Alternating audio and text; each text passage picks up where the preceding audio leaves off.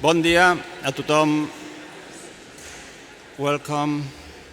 Benvinguts, benvingudes a la Universitat de Barcelona i al seu paraninf per la graduació de 5 màsters, el Màster in International Relations, el Màster in International Security, Màster in International Development, Research Master in International Studies i l'Erasmus Mundus Master in Public Policy. Tots ells de l'Institut Barcelona d'Estudis Internacionals amb la col·laboració de les 3 universitats aquí presents, la Pompeu Fabra, l'Autònoma i la que us hosteja, la Universitat de Barcelona. Let me address a few words in English to you. Today you will receive your diploma in this solemn paraninf. It is a place for high academic meetings like honoris causa, like graduation ceremonies like this one.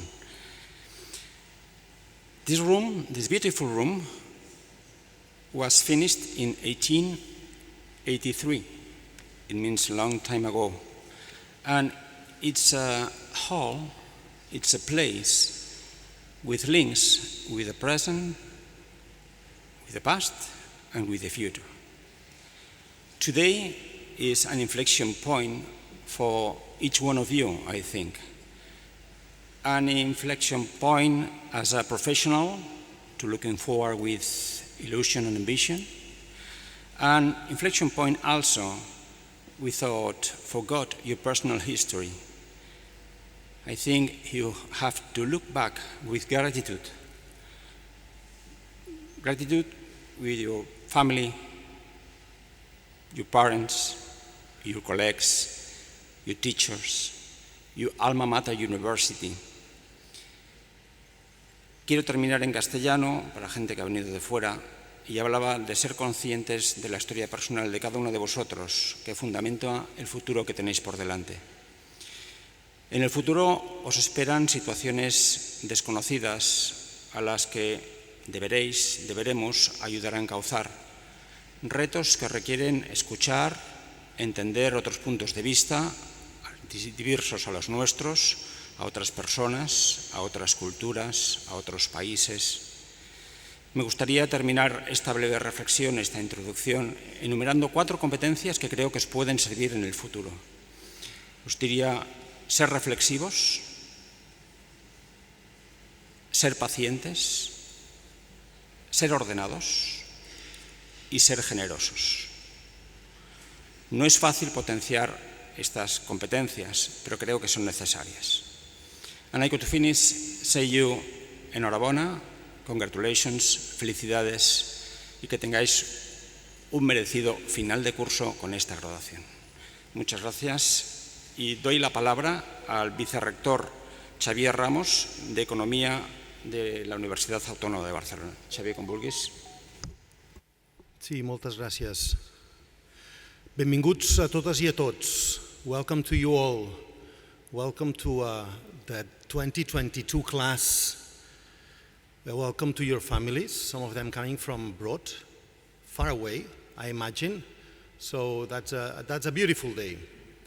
It is an honor for me to be personally here and being able to congratulate you as Vice-Rector of the Universitat Autònoma de Barcelona, is a patron of the IBEI, on behalf of the Rector, who couldn't be here today.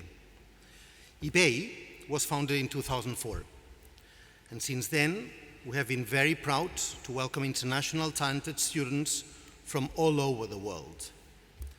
Even though the awful pandemic years of consistent online teaching are hopefully over, and hopefully for good, the shadow of the pandemic is long.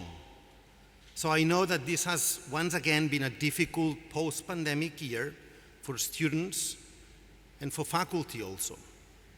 Yet, I'm sure you have been able to enjoy your classes and learn a great amount from the IBEI worldwide faculty, top researchers in their fields that are also passionate about transferring their knowledge. With great efforts, you have arrived at this day, and we are proud that a new cohort of students can graduate. You are young, you are talented, so take advantage of this year. of all you have learned and all the friends and colleagues you have made. Networks are important, you know that. A social scientist myself, I understand that the skills you have, that is excellent training, perseverance, also conscientiousness and strong will can make a difference to the world and to its challenges. You are important. You are bound to be important, and you have to believe that you are one of them. So go and embrace all the opportunities that will open in front of you, and be ambitious. Be ambitious and dream high. You are coming from IBEI, so you can do so, right? You belong to a unique community that includes scholars from several academic institutions and a selected group of students spread all over the world and trained here at IBEI. So please keep in touch with your faculty and your colleagues and keep always with you the memories of this unique year. I'm sure you will cross each other's way, each other's life more than once in the years to come. I would like to end by asking you to be the best ambassadors of IBEI from now on, and by extension of its founding universities, and of course in particular of my own university, the Universitat Autònoma de Barcelona. So congratulations to you all, guys. My most sincere congratulations.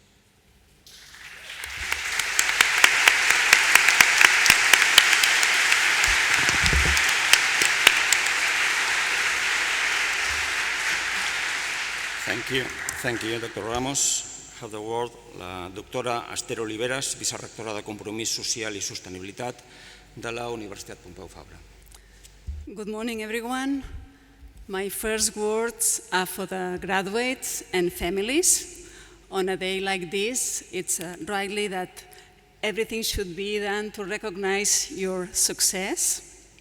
Pompeu Fabra is extremely proud to have contributed to the development of all your talent, and indeed all the international talent that we can see here gathered today.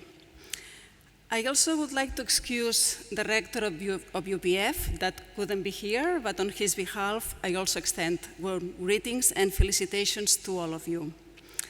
So, you have already become alumni of IBEI, an energetic institution that in a few years has established itself as a leading academic institution in terms of politics and international relations. From my point of view, this is the result of the successful combination of three elements. First is a critical mass. It's something not done just with one institution, but three of them. Second, the international community. We can see here so many nationalities from the European Union, the States, Latin America, and Asia. And outstanding research, like it has already been mentioned. So IBEI has achieved a high level of recognition as an academic and a research center. Some of the recent results that illustrate this point is the new Erasmus Mundus Master in International Law of Global Security, Peace and Development, and the fact that most IBEI's master's programs have passed the external evaluation of ACU Catalunya. As a result, IBEI has offered you world-class graduate programs to prepare you for your doctoral studies, as well as for top jobs in politics and international relations-related professions. So thank you very much again for choosing IBEI, and congratulations. From now on, many doors are opening for you, leading to a whole landscape of new opportunities. Thank you.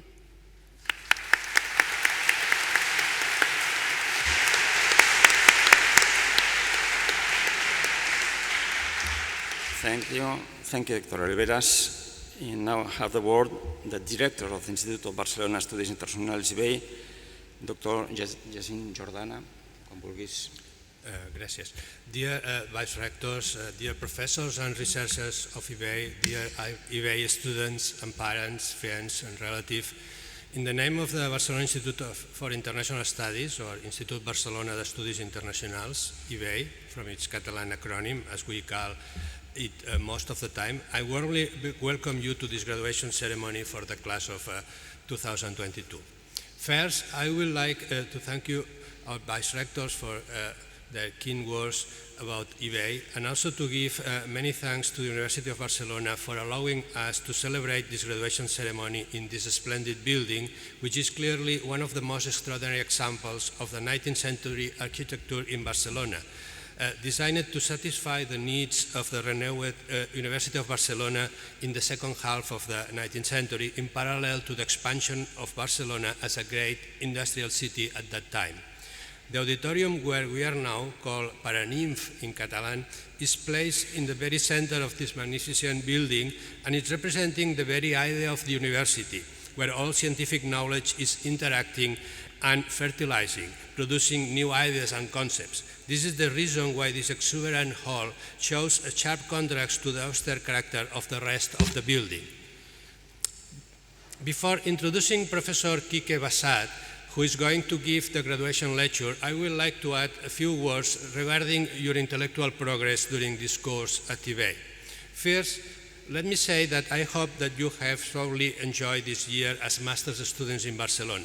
This has been an amazing opportunity for you to gain a different view of the world and international affairs, not only by attending a wide variety of classes and workshops, reading papers and writing essays, but also by sharing your personal experience with your fellow students from more than 50 different countries. This year, we have witnessed a war in Europe that sadly still continues, the phasing out of the largest pandemic in one century in the world, as well as major changes in how globalization evolved, among other sudden transformation. And in pursuing the master's programs, you had the occasion to contrast different perspectives, sensibilities, and values with people from around the world within and outside the classroom.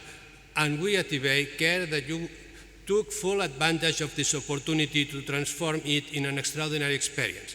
Thus, I expect you now perceive current world challenges and the complexities and nuances of international politics and globalization in a way that will seriously support and fuel your professional careers in the years to come.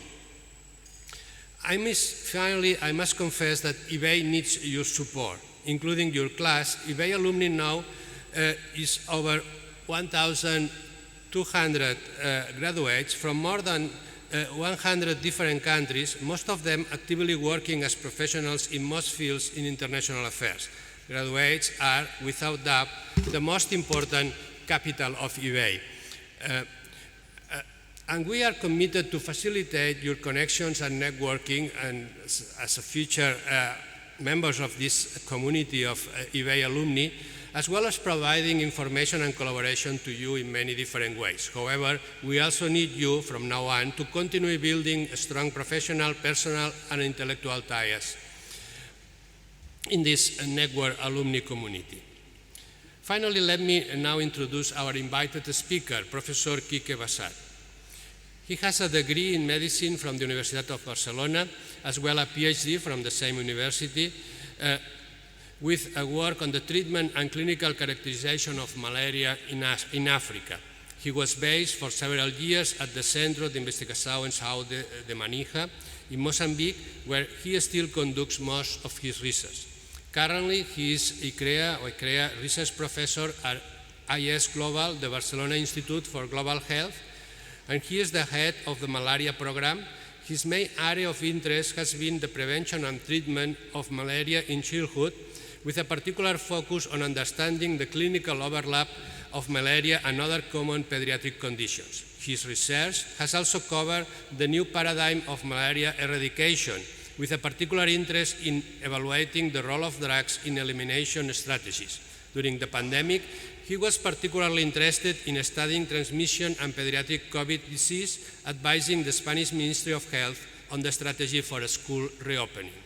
We are very honored that he accepted our invitation to give the graduation lecture this year, 2022. Professor Bassat, this is a great honor to have you with us today.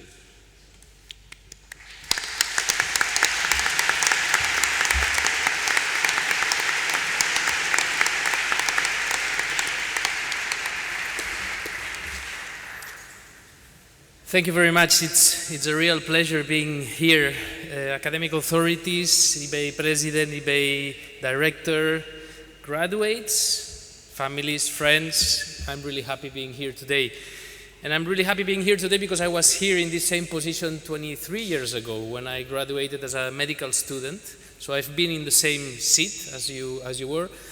And you don't have to underestimate the importance of rituals like this one, rites of passage like this one, because they will remain in your memory for many years.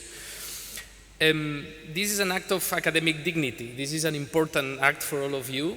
And I hope with my graduation talk I'm able to entertain you for a little while. I remember 23 years ago we had the honor of having a really important professor, hematology professor, who gave our graduation talk. And what boring 20 minutes it was. It was incredibly boring. It was a very technical talk. And my role today is not to bore you, to try and give you a little bit of motivation, to explain a little bit what happened to me when I was growing up professionally, academically, and to give the importance that global affairs and global inequities have. And I don't need to convince you, you all come from 4 Masters of International something or public policy. You are very much aware of the importance of global affairs. And with the next 20 minutes, I hope to convince you of the importance of global inequities and how to fight them. So allow me to start with a little disclaimer. And I am a biomedical researcher. And when people think of biomedical researchers, they think of labs and very complicated lab procedures. And I come from the field of biomedical research, which is very applicable, which tries to give solutions to very tangible problems. And I come from a place where I work, which is sub-Saharan Africa, where houses are like this, and where the work I do is a very hands-on work, trying to solve very, very clear problems that have often very little to do with the lab. So let me start by a preamble on the things I would like to talk today. And what I want to talk today is about the world of contrasts we live in. And this is clearly a world of contrast, and your birthplace will condition your life. Irrespective of whether you are born healthy, and these are a couple of pictures of kids born healthy in Europe or in Africa, another picture of a kid born healthy at home in Africa, or if you are born sick. And of course, if you are born sick in Barcelona, you have access to the latest generation of incubators and intensive care units. But if you are born sick in Malawi, for example, this is the intensive care unit in Blantyre, the second largest city of Malawi and the second largest hospital in Malawi. This world of contrast is not only about you are born sick or you are born healthy, it's also about what do you have available when you are born sick. And if you are born sick in a context like ours, you have all kinds of drugs and treatments available with all kinds of abundance. There is no shortage. Unfortunately, if you are born sick in a setting like Manisa in Mozambique, where I've lived and worked for many years, this is the pharmacy that I encountered in the hospital where I was working, and of course you realize how different it is from the world we have in front of ours. And it's not only access to drugs and treatments, it's also access to the health system itself. Again, if I fall in the middle of this room and I have a heart attack, in less than 10 minutes I will have an ambulance that will come and collect me, or if I have a car accident in the motorway, I will have a medicalized helicopter that will come.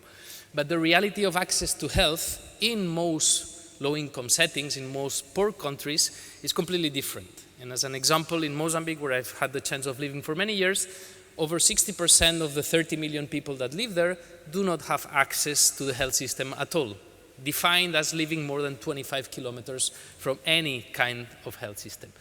The top pictures are pictures from Africa, the bottom pictures are pictures from Papua New Guinea and from the Brazilian Amazon, where I've also had the chance to work. And this is the vicious circle that gets established between disease and poverty. The more poor you are, the more sick you are likely to become, and the more sick you are, the poorer you will become because you won't be able to generate income.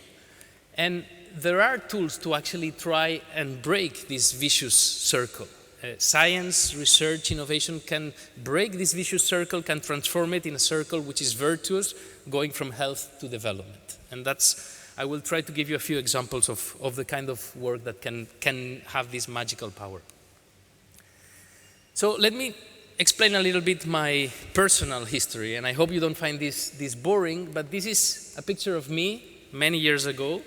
In 1982, I was studying in the French Lycée here in Barcelona. I was the weirdo-looking one, and I was a normal kid, which had absolutely no particular extraordinary interest. I always look pissed off in the pictures. But I had the chance of traveling at that age, when I was 12, or at the age of 12, sorry, traveling to Tanzania as a trip with my family. I was very lucky to have the chance of going to Tanzania, and we were driving around Tanzania, and we stopped at a petrol station. We had a flat tire, we had to change the tire, so I walked around a little bit near the petrol station. And near the petrol station there was a village, and in the village there were kids my age and younger. Those of my age were actually carrying younger kids in their back. They were all barefoot, and I don't know why at that moment I had a kind of epiphany that something was wrong. Why kids of my same age were so different from the fact, from how I felt and how I saw myself. And that made me realize for the first time of the many inequalities and inequities that we have in this world, and planted a seed in my brain of I should do something, and I would be interested in working in Africa in the future. I had no idea how this was going to materialize, but that was my intention. This is a picture of me, not looking pissed off again, but looking cool, when I was studying the International Baccalaureate a few years ago also, 1992. Here's where I met Robert Kisak, your director of studies here at IBEI, who actually is the one that invited me, and I'm very sorry that he's not here with us today. And still, I didn't have much clarity of what I wanted to become, but I knew I wanted to work in Africa. And therefore, I had to start choosing my subjects. I needed to choose whether I was doing sciences or whether I was doing other subjects. And I thought, well, if I study medicine, this is going to open many doors for me if I want to eventually go and work in Africa. So I decided I wanted to become a doctor. I finished my International Baccalaureate. I applied to 5 British universities, you know, the ACAS forms, and I started getting responses from these 5 universities, which were very enthusiastic about my profile, of course. They all rejected me, and all my enthusiasm and all my vocation on trying to become a doctor and explaining that I wanted to become a doctor, not because I was interested in medicine per se, but because I wanted to work in Africa, was not very well received. So I came back to Barcelona, and the University of Barcelona welcomed me, and I was able to study medicine in Barcelona, very happy. And the day I finished my last exam, after 6 years of medical school, even without knowing my grade, I had decent grades, so I knew I was going to pass. That day I went with my curriculum, which was half a page long, to Doctors Without Borders, and I said, okay, I'm done with medicine, hire me. I want to go and work in Africa. And I was, again, rejected, this time very politely. They say, oh, you speak languages, you are very enthusiastic, we like your kind of profile, but you are still completely inexperienced. You have never worked as a clinician. Get some experience, and then we will hire you back. And I was very lucky at that time to meet this guy. This is a picture of him when he was young, and this is a picture of him a little bit more grown up. This guy is called Pedro Alonso. He was, until very recently, the director of the Global Malaria Program at WHO, probably the highest position in global health related to malaria, the disease I'm most interested. And he's from Madrid, but he had recently been hired in Barcelona and was working at the University of Barcelona trying to do malaria research. And he said, why don't you join us in our small center that we've just created in Mozambique as a collaborative program with the government of Mozambique. You come for your summer, during this summer before doing your mid-exam, your specialization exam. You join us for a couple of months. And that's what I did. I went to Mozambique for a couple of months. This was my first encounter with the medical field. Remember, I had just graduated, so I had no experience. So I went there with my eyes wide open to try and learn as much as I could. I had nothing to offer except my curiosity, but that confirmed my willingness. And then I said, hire me, I will stay here. And my mentor, Pedro Alonso, said, no. You rather specialize, you become a better medical doctor, become a pediatrician, because that's what we have much need in a place like this, and then of course we will hire you. So I did my pediatrics specialization in Barcelona, this time with UAB, with the University Autonomous, at the Hospital Vall-d'Hebron. And I got a phone call out of the blue when I was in my third year of specialization, again from Pedro Alonso, from my mentor. And the message he conveyed was a little bit like the message Shackleton published when he was trying to find volunteers to work with him. It was not a very optimistic message, no? Shackleton at that time, he was looking for hazardous, courageous volunteers to join him in a hazardous journey in conditions where there would be small wages, bitter cold, long months of complete darkness, constant danger, safe return doubtful, but if success, honor and recognition. And that's a little bit what Pedro was actually offering me in the year 2003, because he said, you need to come and help us fight the deadliest animal. And of course, when they tell you about deadliest animals, you start picturing sharks or lions, etc., particularly if you're working in sub-Saharan Africa. But of course, no, the deadliest animal is the mosquito. And we all know that now. The mosquito kills about 725,000 people every year. And Pedro said, we need you to come for 4 months and help us with a vaccine trial against malaria. And because the pediatrician that was working with us has just given up and he couldn't cope with the pressure, and you need to replace him. And I say, okay, what was the problem? Oh, he was dealing with the first vaccinees and he couldn't cope with the pressure. And I said, how many people did he have in charge? No, he had to follow 60 children. And how many people would I need to follow? Would I just continue with these 60 people? No, you will have a few more, but how many? Well, 2,000. And then I had to think also, what do I know about malaria? Of course, I had spent those 2 months in Mozambique already, so I knew a little bit of malaria, but in terms of technical training during my medical career, during 6 years of medical school, 1 year of specialization exam, 4 years of pediatrics specialization, essentially I had done only 30 minutes of malaria and 30 minutes of everything else related to poverty and neglected diseases. So I didn't know much. And I had to confront this massive challenge, which was the malaria vaccine trial, where we had to vaccinate about 2,000 kids, follow them regularly for 4 months, and guarantee the safety that a malaria vaccine, which had never been used in a pediatric population, had. Fortunately, this was a fantastic example of how to work collaboratively between Africa and a European country like Spain. We were very successful with the trial. This is me when I didn't have gray hair yet, following the kids in their houses. Remember, I show you a picture of a typical house in Mozambique. Houses don't have addresses there, so you need to have everything geopositioned if you really want to go and understand where people are living. It's not that you can phone them and find the address in Google Maps. We were very lucky to receive illustrious visitors like Melinda Gates and her husband. And we were first page of the New York Times. It's not very often that a neglected disease like malaria is in the first page, in the front page of the New York Times, for a good reason, for a positive reason, not for a negative one. And it's because the trials worked well. It was the first time a malaria vaccine was shown to be successful, and it was the most encouraging piece of news that we could get back in 2004. And as you all know, malaria vaccine was finally approved for its widespread use last year, October the 6th, and is currently being administered for the first time in history to children in Africa. So this is a big success. But I want also to take you a little bit beyond Africa. Africa was my passion. Africa was where I wanted to work, but there are many global health issues and global health inequities that occur outside of Africa, and you are very well aware of those.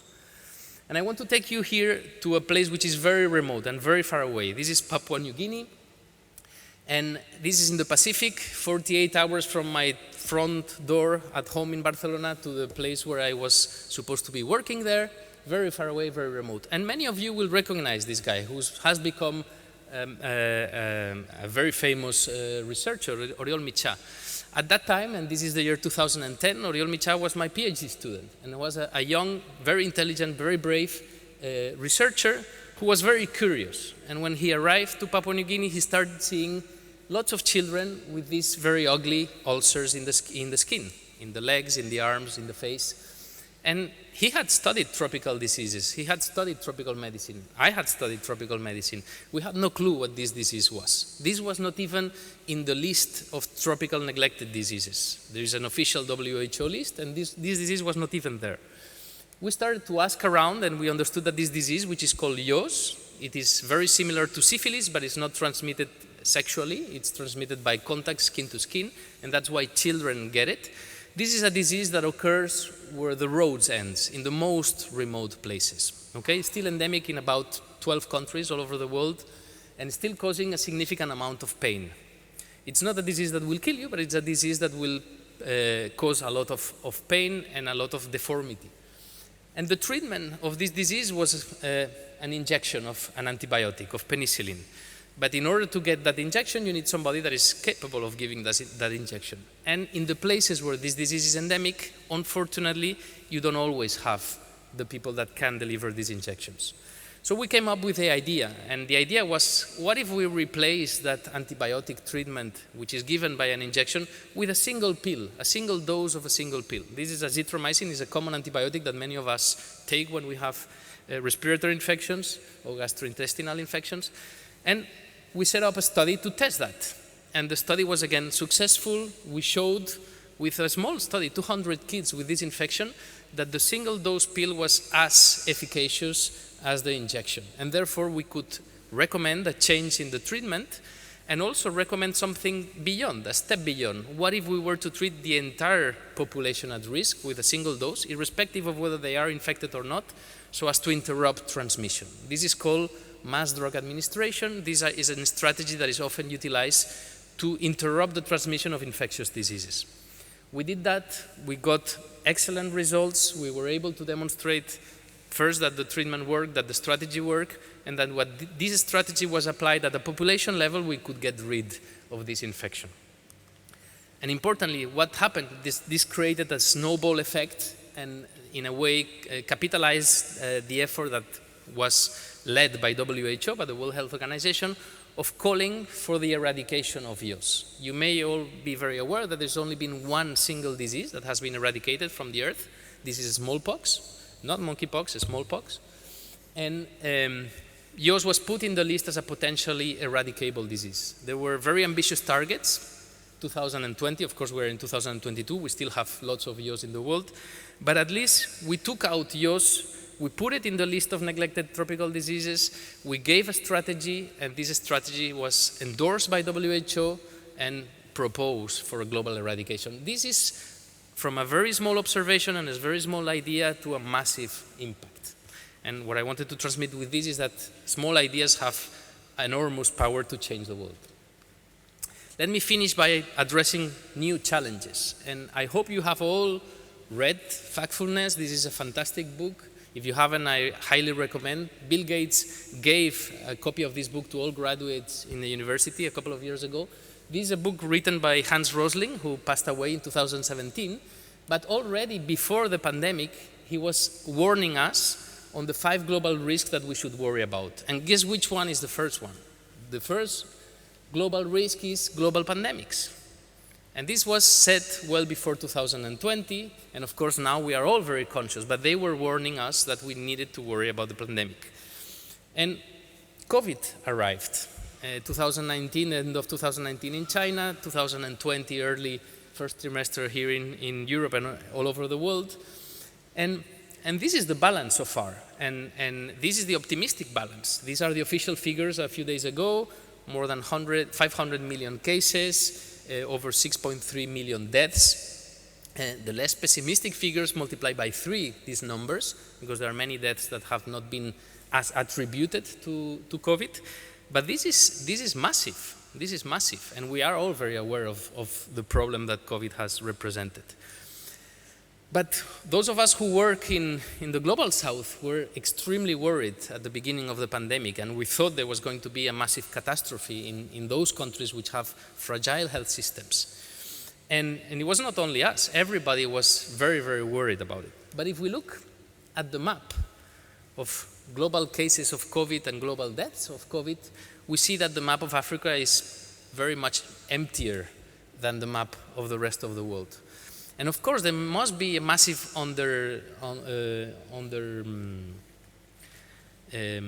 reporting of the cases, of course, because the reporting systems in Africa are very dysfunctional in comparison to the monitoring and reporting systems that we have here and the surveillance.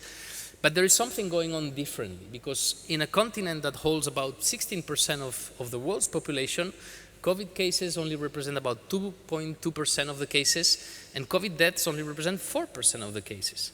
And you know that if you get severe COVID in Africa, you are doomed. You're going to die. There is no way you're going to be able to get intensive care. There is no way you're going to be able to get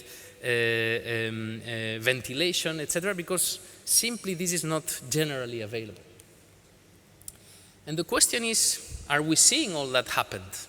And I like using this metaphor because this is the African version of the iceberg metaphor. When you look at an iceberg, you only see the tip. When you look at a hippopotamus in the water, you only see the ears, but the massive rest of the body is under the water.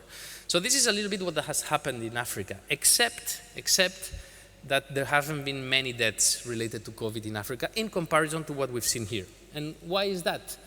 Essentially because the population in Africa is much younger, has less chronic comorbidities.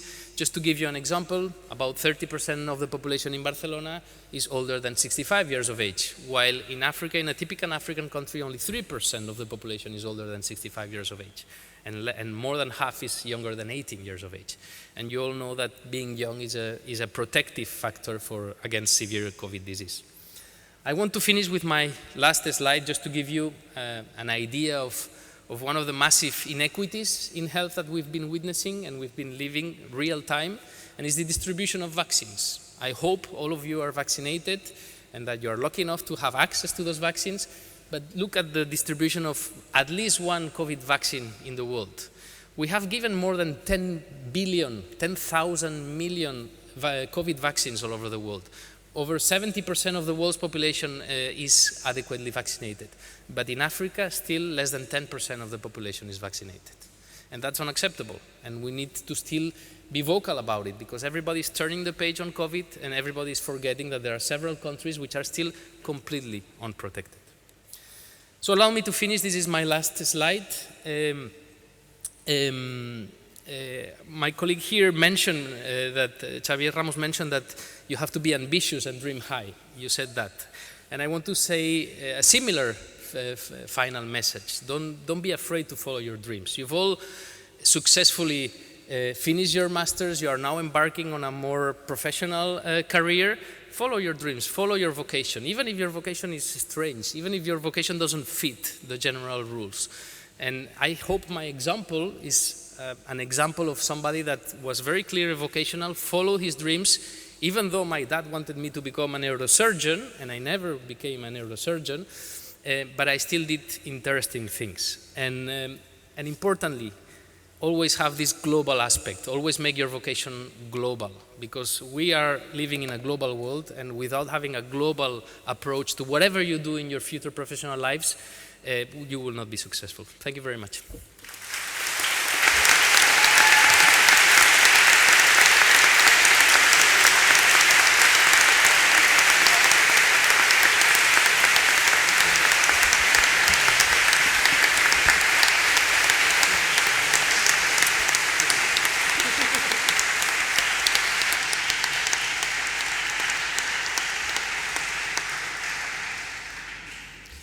Thank you very much, Dr. Bassat, for your compelling and very sensitive lecture that I think everybody enjoyed very much. Now, I pass the word to Professor Laura Chaqués. She's a research associate at IBEI and professor of political science at the University of Barcelona, who is going to address the students in representation of the research and teaching community at IBEI. Thank you very much, Jacint. Graduates, family members, IBEI, University of Barcelona authorities, IBEI members. It's an honor for me to be here, to be part of this celebration and to join you in this graduation ceremony of the master students at the IBEI. The first thing I wanted to say is congratulations. Congratulations for your success. You did something extremely important. You reached a milestone.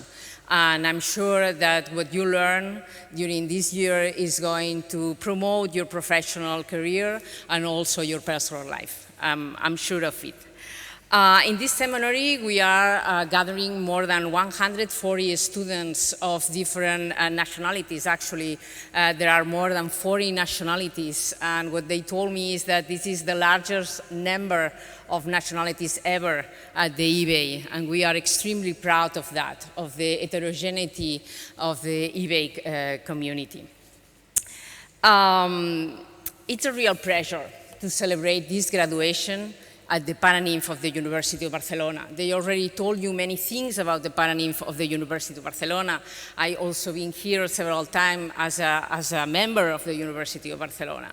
But let me emphasize that you are in the main room of the main building of the University of Barcelona, one of the oldest institutions in Europe and also one of the best institutions in Europe. And also, let me highlight that this room represents what is a university, an institution that is oriented to promote research, to promote new ideas, to promote new ways of understanding the challenges that we are facing today. And it also plays a room that reflects the interdisciplinarity of the institution, the importance of the merger of different fields, of different ways of understanding the challenges that we are facing today. Actually, this room is located in the intersection of what it used to be the building of physics and mathematics and science and the building of humanities and philosophy. And it represents the mergers and the importance to measure these different disciplines to better understand the world today.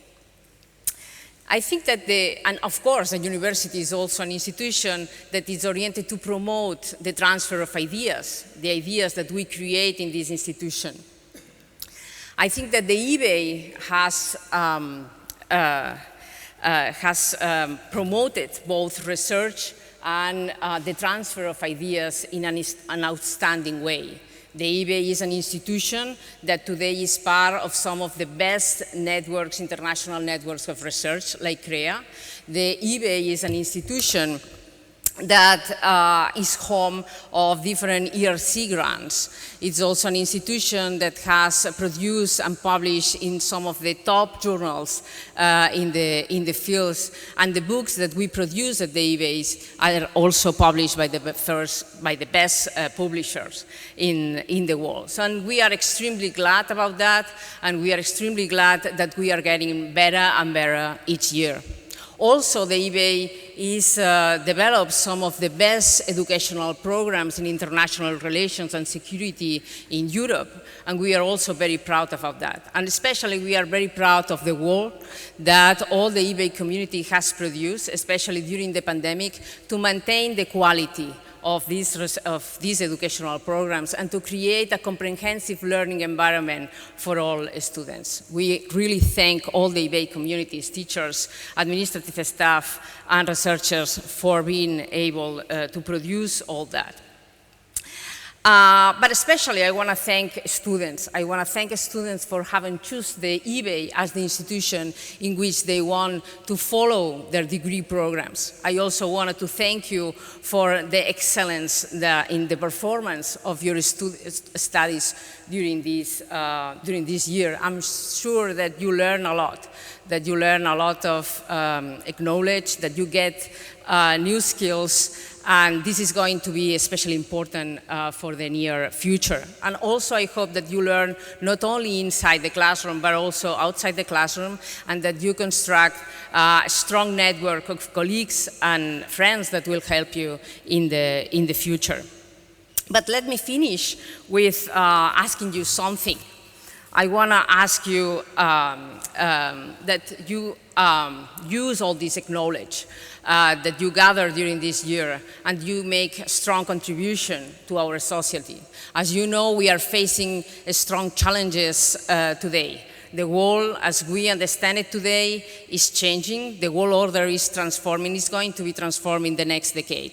So we need you. We need experts on international relations. We need experts on security studies. We need experts on public policy and social science that help us to understand these new challenges and that contribute to produce responses and to generate and to promote the quality of democracy, to promote good governance, to promote sustainability, and also to guarantee that human rights are respected all over the world. And also, let me finish with a recommendation that many of my colleagues already told you. Wherever you do, whatever your professional career you choose, put all the passion that you can in this career and try to enjoy it. And also, using Thoreau and connect it with the previous talk, try to go confidently in the direction of your dreams and always do the life that you have imagined. Thank you very much for giving the opportunity.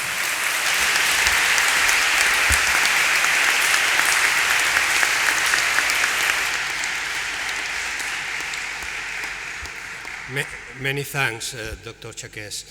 And now it's the turn of students, addressed to the students. So we have 3 representative students, and first we'll take word Mrs. Mercédesz and María Lajos.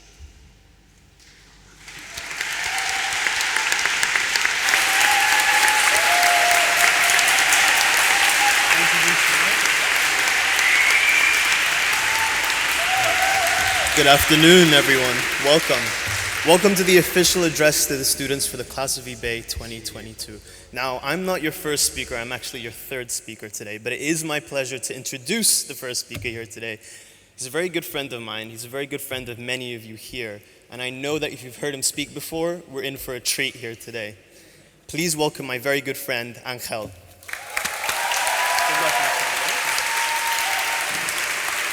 Thank you. Thank you very much, Shiv, for the generous introduction. Thank you also to the universities for everything, for the great opportunity of studying this master, to the IBEI especially for access to this beautiful palace, and to the professor for the inspirational speech. It was a great pleasure to hear about your story. The 3 of us have been entrusted with the task of addressing you, but we would like to know something more about who it is that we are talking to. So could I please ask, who amongst you speaks Spanish? ¿Quién habla castellano? You can just raise your hand. Castellano. Mucha gente, no todos. Bueno, y si me puedo permitir de preguntar, ¿alguno de vosotros no entiende perfectamente el inglés? Está bien, no seáis tímidos, estamos en un espacio seguro. Bueno, no pasa nada. Me queda una última cosa nada más por preguntar. ¿Quién entre vosotros parla català? Who speaks Catalan?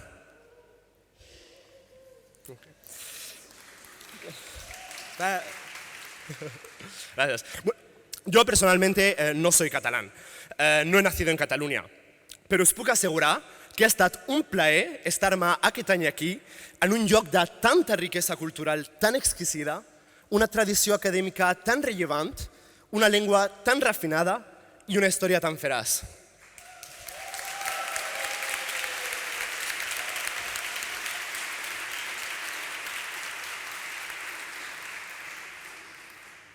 In addition to their indisputable cultural achievements, Barcelona and Catalonia in general have also excelled in the practical domain.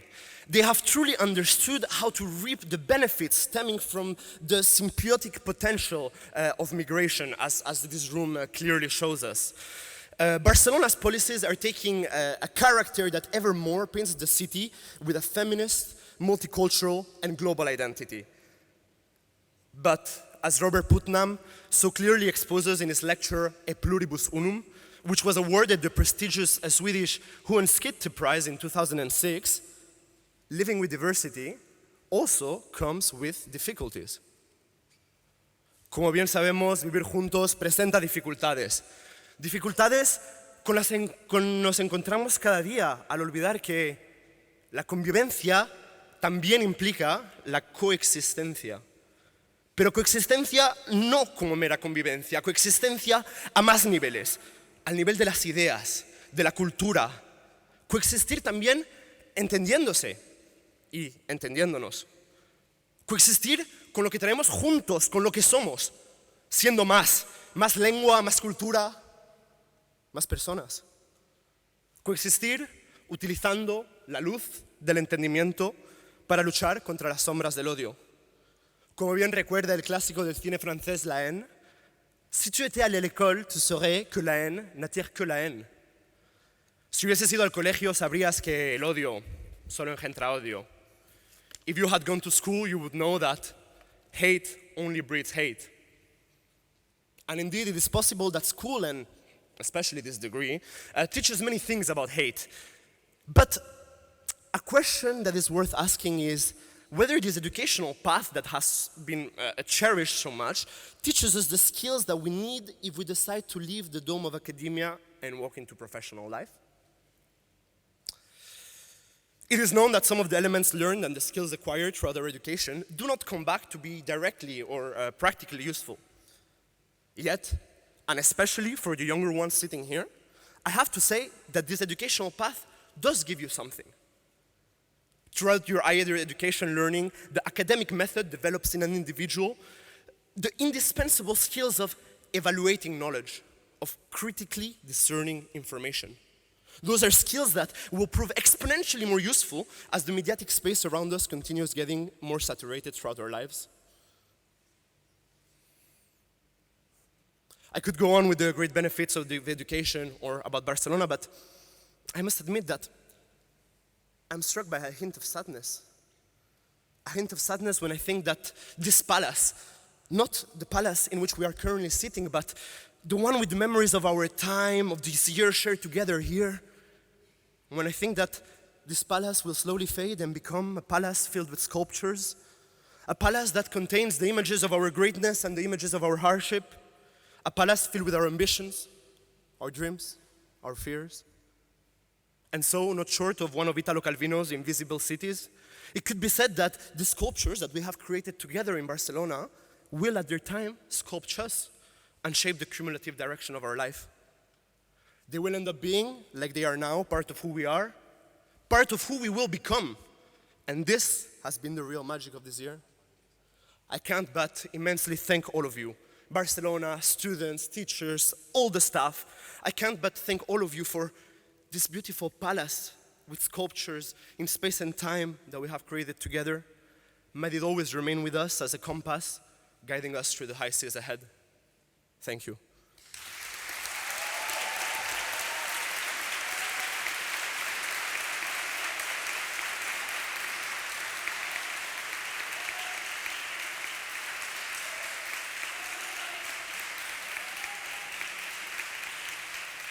Thank you very much, thank you very much. It's really a great pleasure to speak here, but of course, I would not like to do this alone. I'm very happy to have some people here with me, and more than anything, I'm happy to introduce an incredible person, someone who speaks a lot of languages, someone who has been called a superwoman, a truly excellent individual who is going to be giving the next speech. Please all welcome Mercédesz.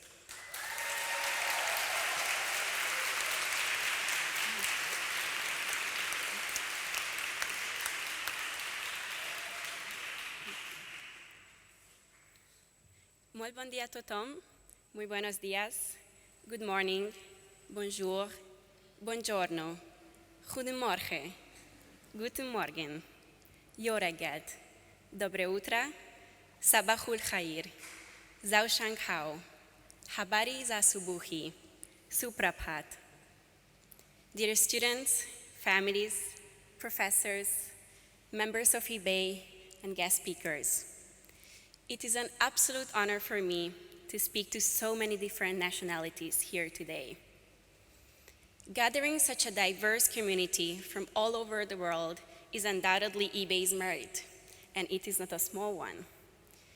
However, it took the dedication of all of us to make the academic year 2021-22 a year in which all voices could be heard, regardless of one's origin, gender, ideology, religion, or culture. Our sensitivity to the world that surrounds us and our empathy forge connections between us which equate that of a family. Yet, once we walk out that door, we shouldn't expect the world to be such an idyllic fairy tale. Anarchy is what is waiting for us. A dark place in which life is nasty, brutish, and short, as our dear friend and philosopher Hobbes would say. All those realists among you would certainly agree, wouldn't you? But I see that some liberals are raising their eyebrows, already thinking about cooperation. Though, of course, the most criticals in the room, the constructivists, are anticipating in their heads that anarchy is just a social construction. A year ago, most of us would have probably not understood these differences. But look at us now. We still manage to confuse them. But although we might not know everything, after a very intensive year of classes and hundreds of hours spent on research, we know where and how to find the information to win our debates and our arguments, starting with the bookshelves in our eBay professors' offices and their publications. Throughout the year, our wonderful professors have shown us not what to think, but how to think. And this is probably one of the most precious gifts that we have received, because one's education does not stop when a degree finishes. We are about to start the new big chapters of our lives as policymakers, presidents, diplomats, humanitarian activists, researchers, peace builders, and entrepreneurs. And these careers will undoubtedly require us to move beyond the surface of world issues, entailing much deeper reflections about our own philosophical and moral existence.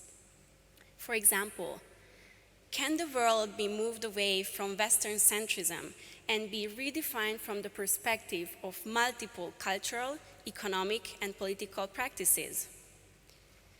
Can women ever be treated equally to men on all levels of life, not because they are different, but because they are equally worthy? Can social justice ever become more important than growth and profit through exploitation? Unfortunately, I do not have all the answers, but I know one thing. I know, and I have the reassurance that you will have all your heart set on becoming the change that we want to see in the world. As I look at you now, in your eyes, I can see the spark, the excitement, and eagerness to take action. Never allow anyone to take this away from you. Never be afraid of being yourself, being different from everybody else, and questioning things that no one else does.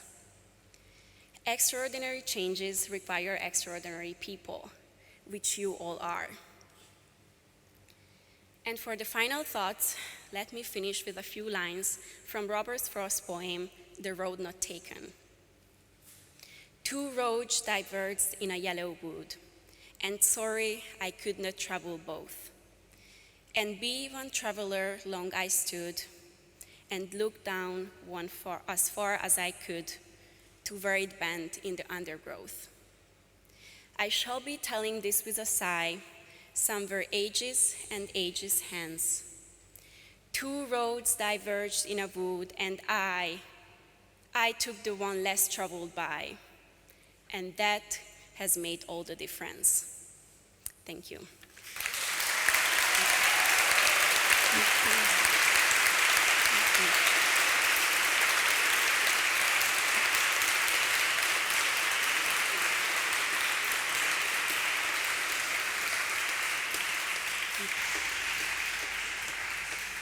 And now, let me introduce the third speaker on behalf of the students, someone very special who has greatly contributed to unite us like a family and make us all feel home away from home by organizing social events, gatherings, and parties. Ladies and gentlemen, please welcome Shivam Ghai.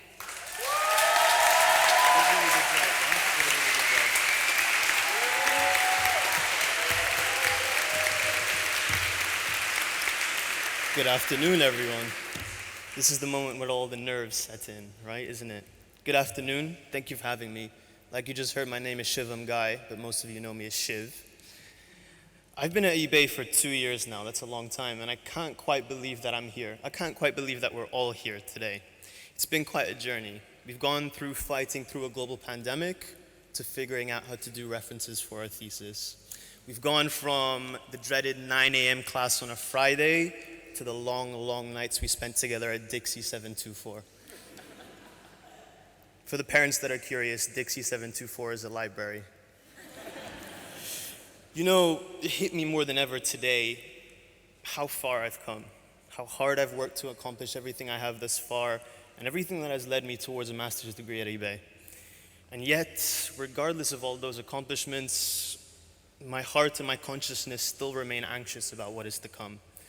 You see, last week as I submitted my final exam and I hit the submit button on virtual campus, I waited for a feeling of conclusion. I waited for a feeling of calmness. I think we all did. But that almost didn't come. It almost didn't happen. And this is because each of us are heading into a very complex, uncertain, and demanding world, and that is scary. You see, every morning when our alarm clocks go off and we wake up, we've been asking ourselves, what's next? What am I going to do? Where am I going to live? How do I get my dream job? How can I do this better? How can I do that better? What do I do for the rest of the year? And I'm not here to provide or even suggest answers to those questions, but there is one piece of advice that I want to leave here with all of you today, a piece of advice that took me 25 years to learn. And I hope that will help you in approaching those questions and understanding why not having an answer is okay.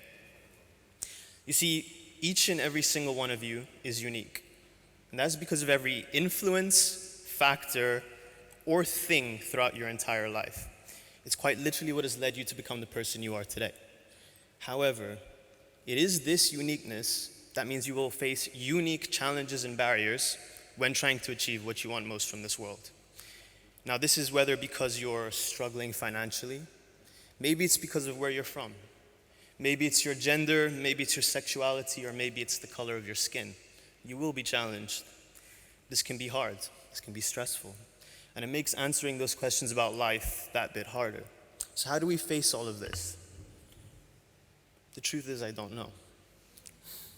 But what I do know is, regardless of which or how many challenges you have in your way, there is one thing you have to face every single day, and that is yourself. It's the only thing or person that will undoubtedly be with you your entire life in every single moment. It is our relationships with ourselves that inevitably dictate how we think and thus act. Meaning that it is without any doubt the most important relationship you will ever have in your entire life.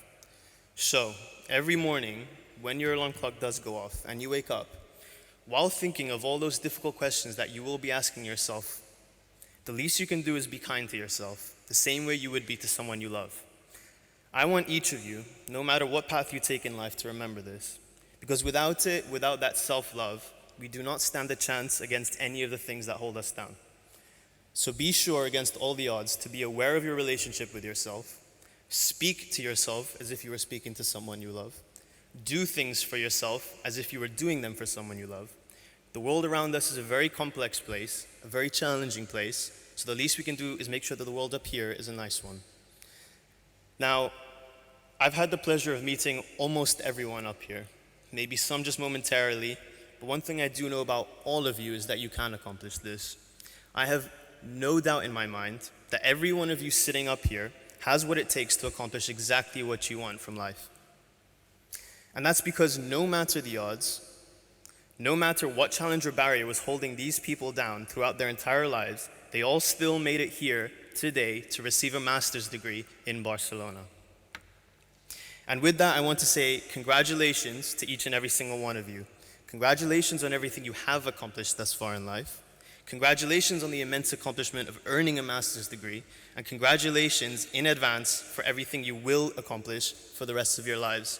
Family, friends, members of IBEI, and everyone else, you should be incredibly proud of everyone sitting up here today. Thank you.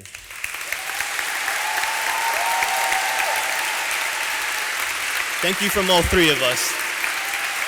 Please, you want to say the final words? Thank you very much. We would just like to take one final second to make one very special but very important thank you that we greatly feel from the depths of our hearts, of course to all of the students, all of the teachers, universities, but also to the people that are usually not mentioned but that were essential to make the year what it was, to the people from the academic office, from the recruitment office that were always there to get us whatever we needed in the room. It was really a great pleasure to be able to interact with you this year.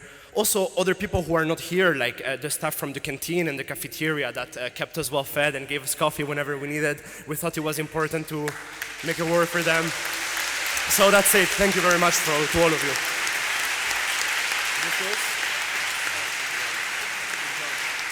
Thank you. Thank you very much, Shivam, Angel, Manuel, and Mercédesz, for your nice words.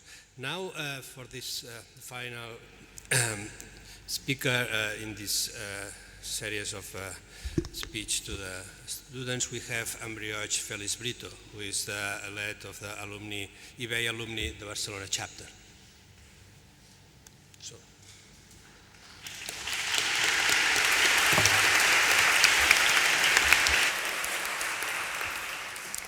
Hello, thank you for inviting me today. On behalf of myself and the Alumni Council, I want to start by saying congratulations to all of you for this achievement. Today you open a new path in your careers. You all now belong to our alumni growing family. Bear in mind that your involvement in IBEI, with the IBEI community, doesn't stop here. Two initiatives, the Alumni Association and the chapters, which I lead, are spaces intended to bring together resources and networking for all those who have passed through the IBEI's doors. During the pandemic, we had an important challenge, which is to organize our first ever alumni meeting, activity we are repeating in 2023. Our community is composed by approximately 1,200 members from all areas of knowledge throughout the globe. It offers the opportunities and synergies for the future. Hence, this is key for you to be part of it and to be in touch, not only with your current classmates, but also from past promotions too. It's been 14 years since I attended IBEI, and I think it has been one of the best experiences in my life. I'm certain that you will feel the same when you look back and realize the impact of both your studies and this amazing city had on you. I encourage you to never stop learning and to not forget that your IBEI family will always be there for you. Congratulations.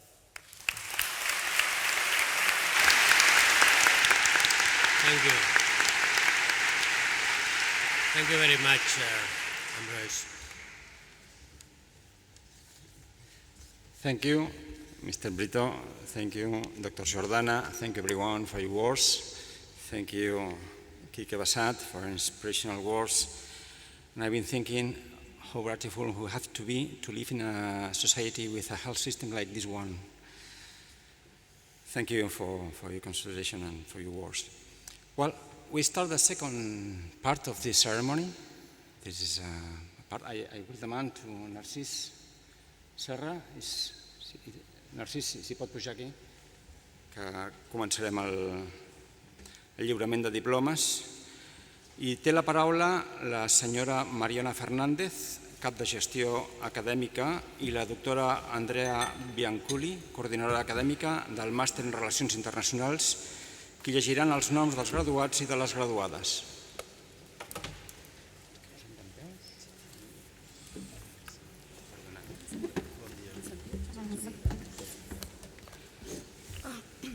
Okay, hello, good morning. Nice to see you all here today. So we are going to be calling your names in groups of fives. So we kindly ask you to get to the table through your left. You will get your diplomas at the main table and then wait for the photographer who's there, right? He's going to take a picture of the 5 of you, and then you can go through the right, back to the same seats where you were sitting, please. Yes? Don't panic. Everything's going to be okay, right? So we are going to start with the Masters in International Relations. Okay. Shall I start? Yes. Ángel Manuel Almendros Salerno. Amirun Haman Asram. Nancy Dariela Balbín Chávez. Gemma Barbera Bosch. Lisa Björkland.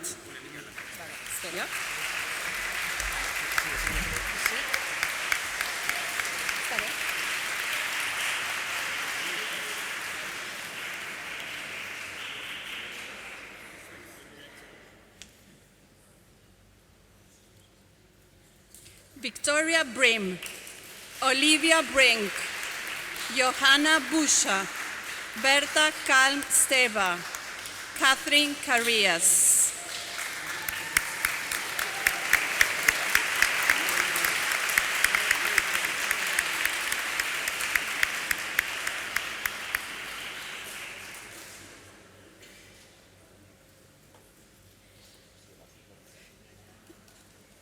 If you could just go through your right, yes? That's okay, now sit down here. Thank you. Matthew Cassidy, Mega Chada, Leah Cousseau Dupont, Evie Crowley, Nathaniel Cuta.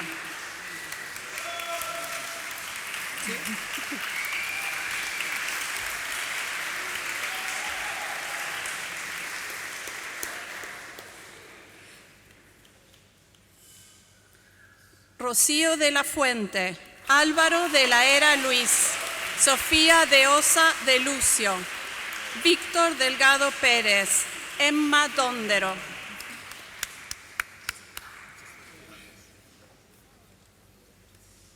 people missing? Okay.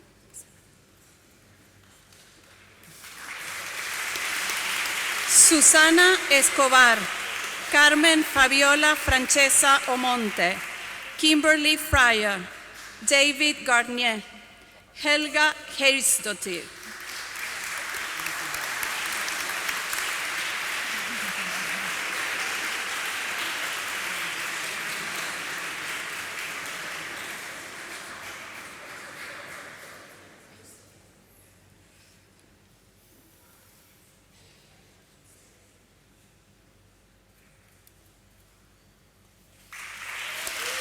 Shivam Ghai, Luisa Gomez, Caroline Grasmuk, Johanna Grabdal, Miriam Guzman.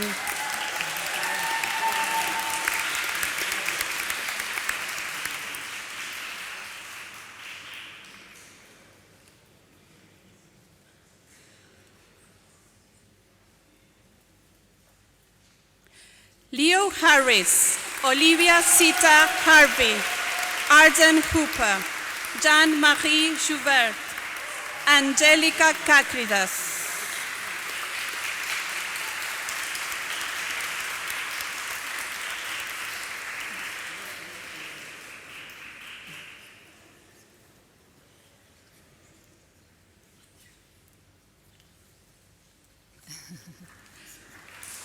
Olga Kanunikova, Lisa Kaibunja, Joanna Kisova, Zeina Labidi, Mercédesz Lajos.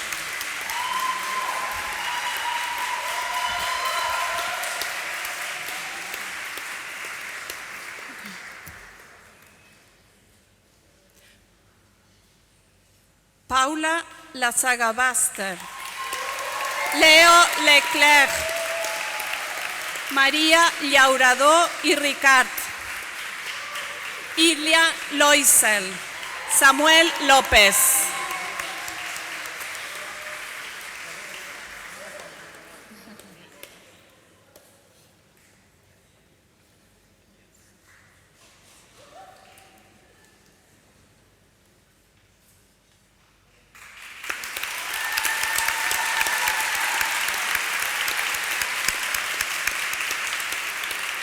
Michael Lirodias, María Madrid Redondo, Shirley Maleleka, Paula Mikkel, Britt Mellinga.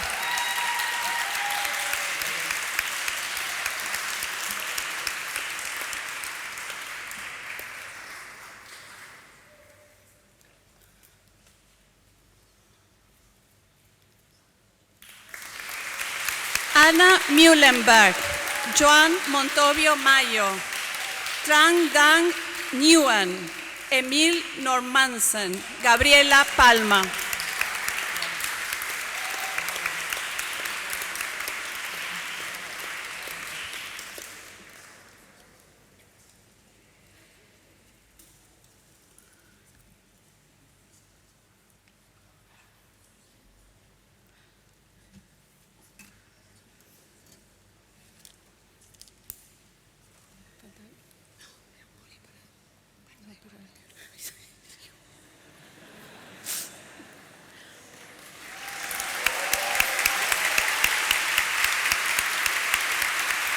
Álvaro Pereira Arancibia, Rocío Pérez Bascuñana, Laia Prat Kotz, Luik Rickenman, Paul Rousselan Jaboulet.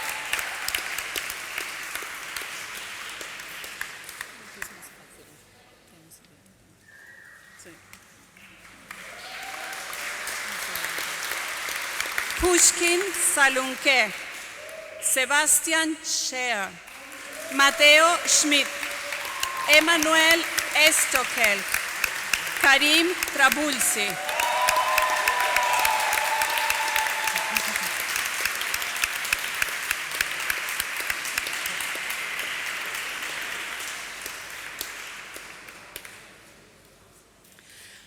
Abdullah Burak Urlu, Maud van Dorselen, Kees van Kessel, Kim Van Os, Julia Verstrate.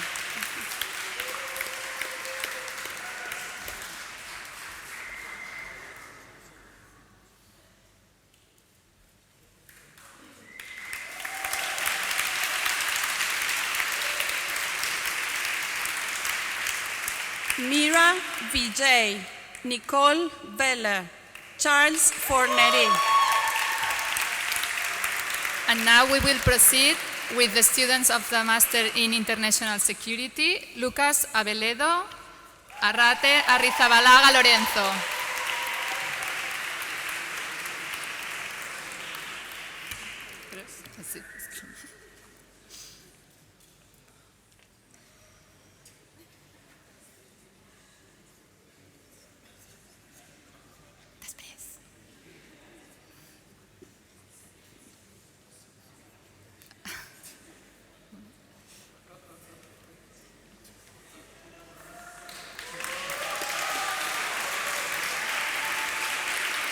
Marcel Pepe Ascui.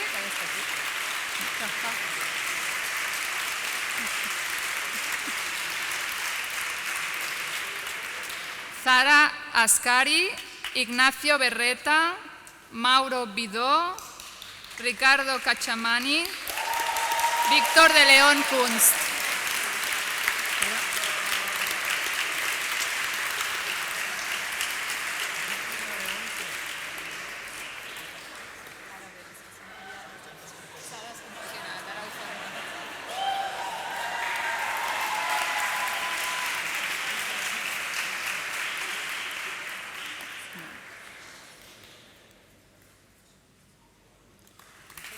David Doleshal, Jessica Flores, Elisa Hawkins, Juan Camilo Jaramillo.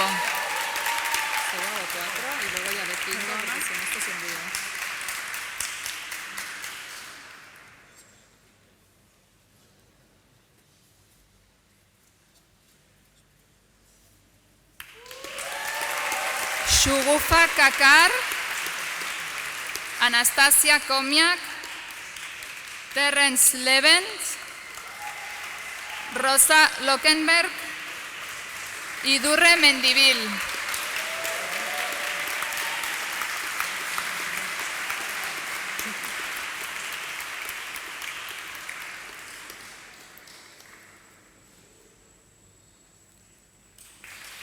Cristina Montegrifo, Fleur of Deijin, Sofía María Russo, Jen Starrenburg, Aline Stossel.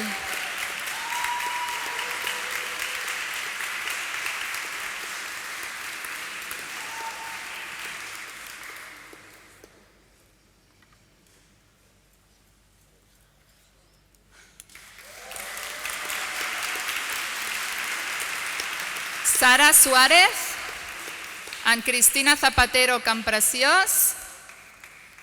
And now we will proceed with the students of the Master in International Development. Elisa Alemán Vázquez, Aderonke Ayola, Kevin Robert Cameron.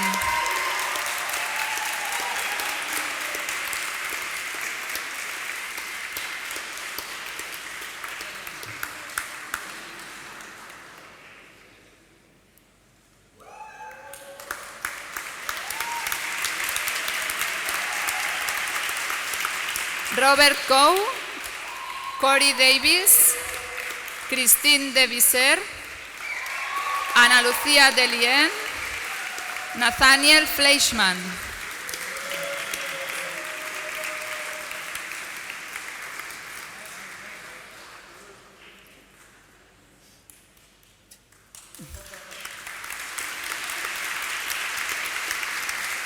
Martin Haider, Adrián Hidalgo Sánchez, Nina Houben,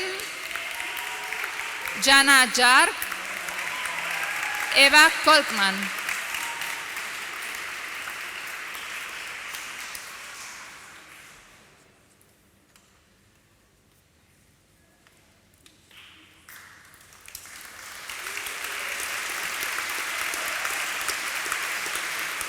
Marieke Molnar, Shannon Morton, Rena Nabulsi, Luis Nigel Grimshaw, Robert James Newton.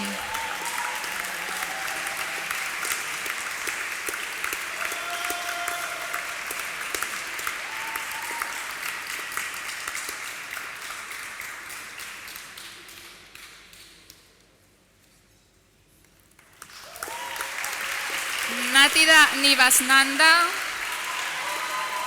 Andrea Pascuales, Beatriz Polo García, Alejandra Quevedo, Denise Regatki.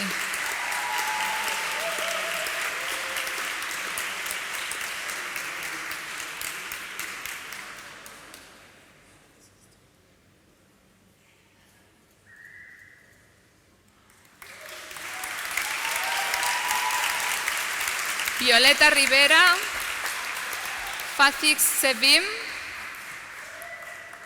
Lauren Smith, Bradley Strain, Ko Tanaka.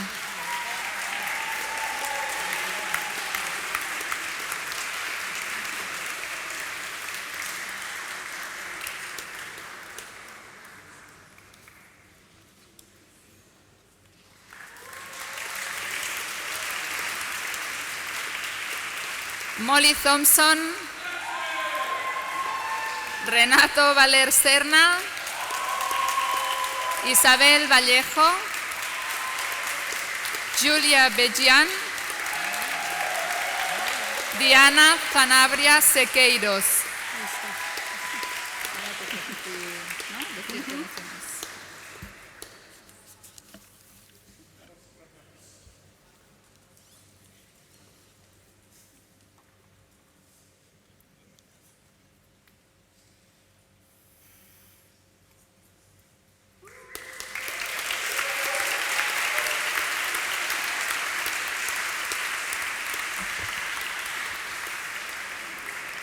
Okay, we will now call all students in the Master's Program in Public Policy, Mundus MAPP.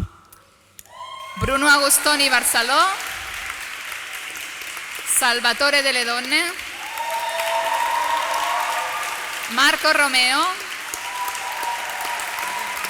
Alex Weitermühlen, and Katharina Weber.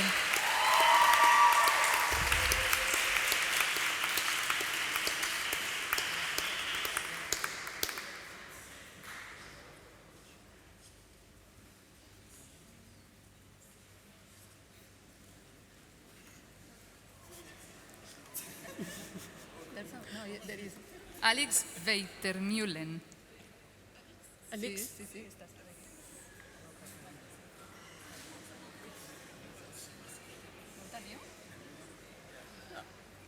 Bueno, Seguimos, ya te give them any.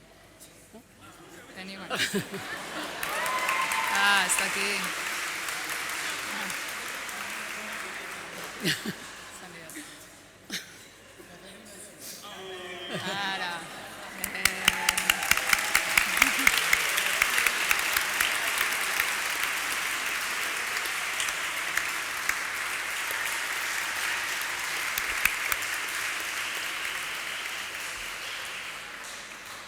And finally, we will call all students of the Research Masters in International Studies.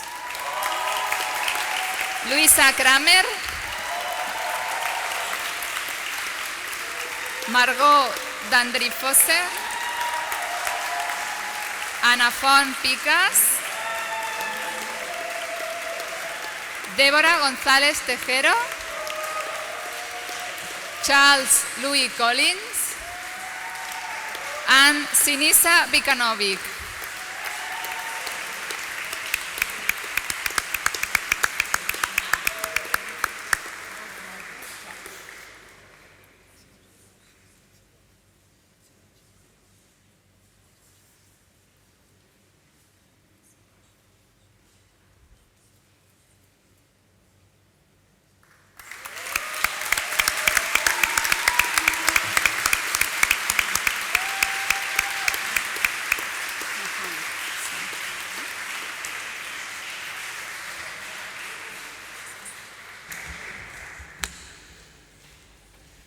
Congratulations to everyone. And now we're speaking el senyor Narcís Serra, president de l'IBEI, que aclourà l'acte d'estudis. Narcís, com vulguis.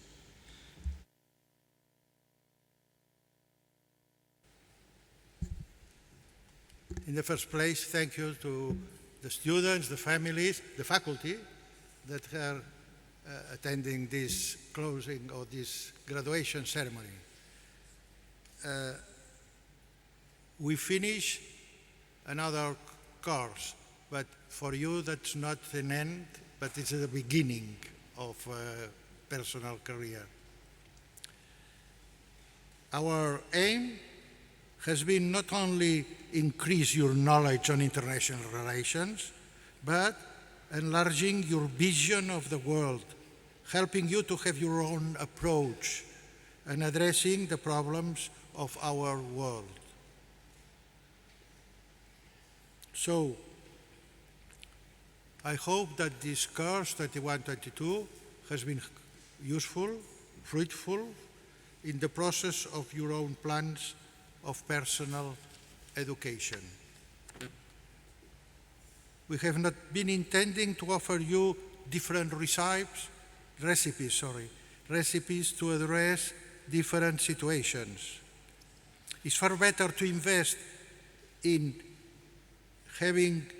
increasing your knowledge so as to be better prepared to make a diagnosis and set up your own approach. 1 or 2 years ago, I would have taken advantage of this speech to speak of certain threats to humanity, to speak or to comment on migration movements, on refugees, on climate change, on the growing inequality inside all the nations. But this year, the situation is worse. We have to add to this list the pandemic, that is very resistant, is resilient. We have to accept that it's far less lethal, but is still threatening us. To the pandemic, we have to add the energy crisis.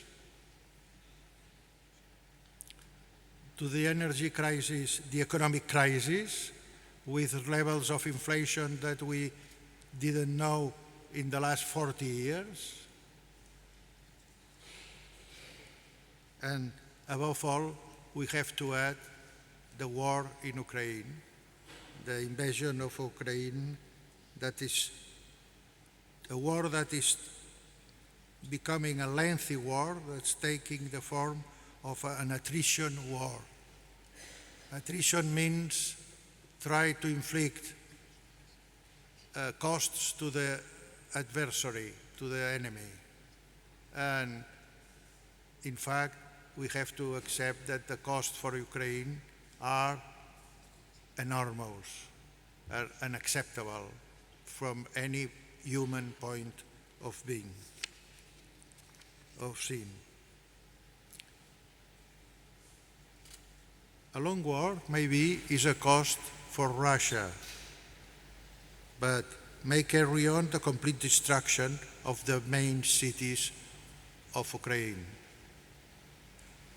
So the dilemma of the defenders of the human rights, of defenders of the peace, is how to punish Russia without triggering, escalate towards a nuclear war. How to help Ukraine to win the war, reducing as far as possible the destruction of their country. To resolve this dilemma is a very difficult task.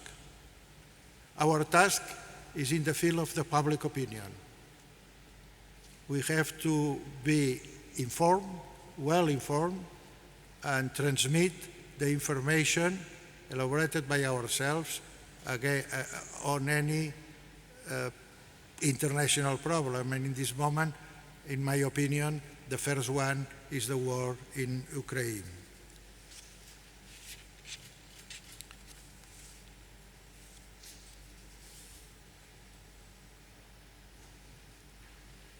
Let me, before finish, to mention a Catalan person.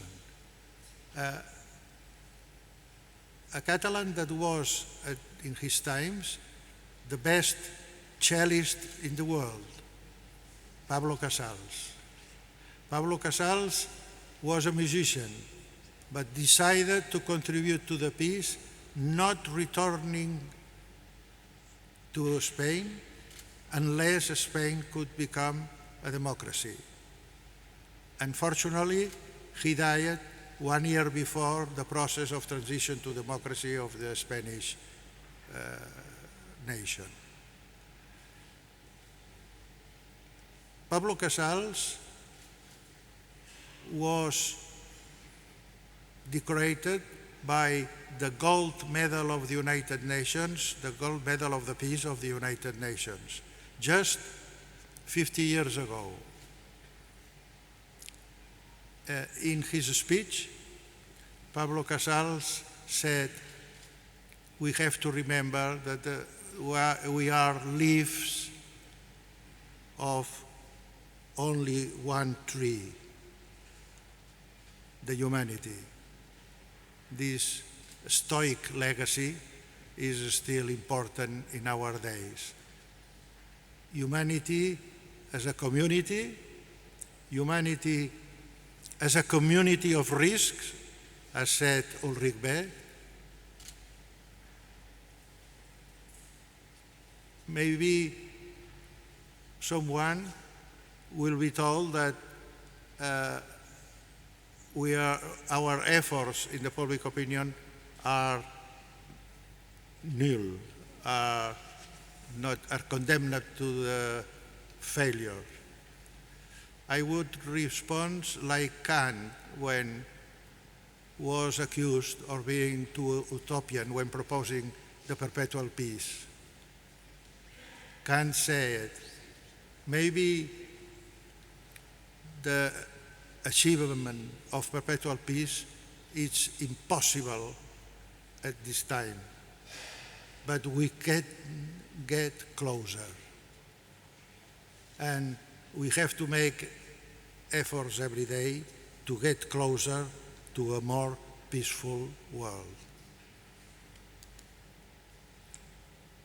Congratulations on your achievements, and I wish you a very good luck in your personal careers. Thank you very much.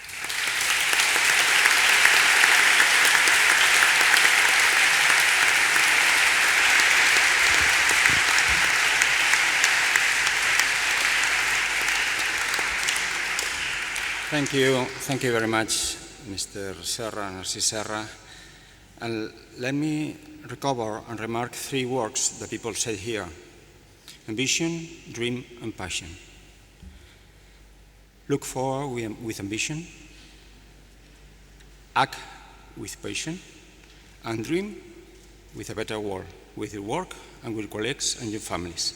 Thank you very much. Congratulations, and have a nice day.